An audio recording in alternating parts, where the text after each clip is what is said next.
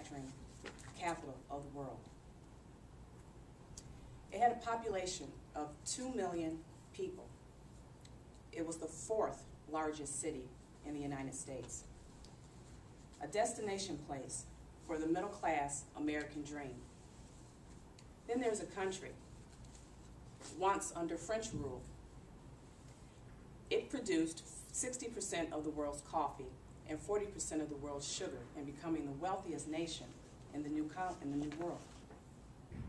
The city is Detroit, and the country is Haiti. Both had great prominence and significance in the world, but both have since fallen short. Both have lost that shine that put them on the map. There are many parallels between the two.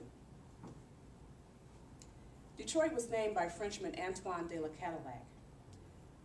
The name originates from the French word Detroit. Metro Detroit was home to the 3 largest automobile companies in the world. Detroit was a place for black Southerners and others to come and earn a middle-class wage and live the American dream. During World War II, Detroit was known as the arsenal of democracy for its manufacturing of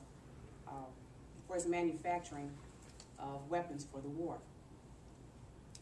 Beautiful brick homes on tree-lined streets, well-kept neighborhood parks, and middle-class jobs, the American dream. But in the latter half of the 1960s, racial tensions erupted. The riots of 1967, but in the latter half of the 1960s, racial tensions hit a high point, and the 1967 riots erupted, and Detroit has never been the same.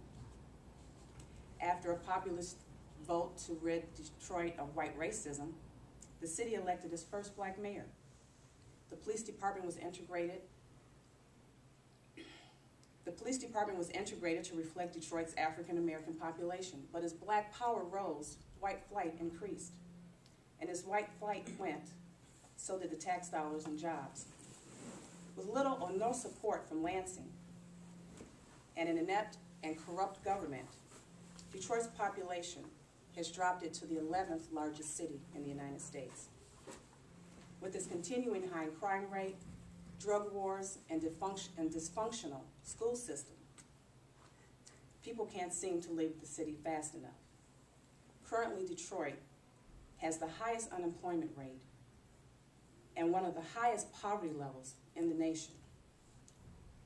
A city where its population is over 80% African American has failed its people. Before it was called Haiti, it was known as Saint Dominique, a French colonial term for Haiti. It developed into the richest European country in the Western Hemisphere, with an extensive plantation system of sugar and coffee plantations based on African slave labor. The population was about 450,000 black slaves to 40,000 whites. With this disparity in numbers, a slave revolt was soon on the horizon.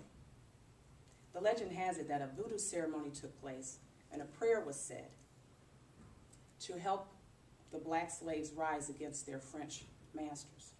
And this is the prayer that Pat Robertson so famously said was a prayer to the devil, which in turn created the recent earthquake and other of Haiti's natural disasters.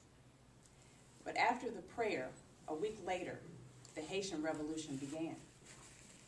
After the slave revolt, the newly independent country became the first black independent country. The first country to abolish slavery and grant full citizenship to non-whites. It led to the end of the French rule in the Western Hemisphere, and it led France to sell its territory in North America to the U.S., which is known as the Louisiana Purchase. Haiti's independence, though, came at a high price. During the revolt, most of the country's plantation infrastructure, which was the source of its wealth, was destroyed. And as a free black nation, that revolted against its white colonizers, Haiti was regarded as a threat and an outcast. The new government received no support. In Haiti's early years, a 6-decade blockade by the United States, which was still a slaveholding nation,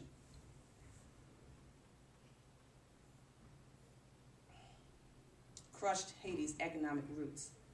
Several decades later, the corrupt government of the Duvaliers, Papa Doc, and later Baby Doc, took over and further tarnished Haiti's reputation. In recent years, violent crimes and drug trafficking has weakened the country and increased poverty. This country has become the poorest nation in the Western Hemisphere. A country that is currently 95% black was first to abolish slavery and grant full citizenship to its citizens, to non-whites, has failed its people. Detroit and Haiti both fought for black independence and power, but have not been able to achieve the desired dream.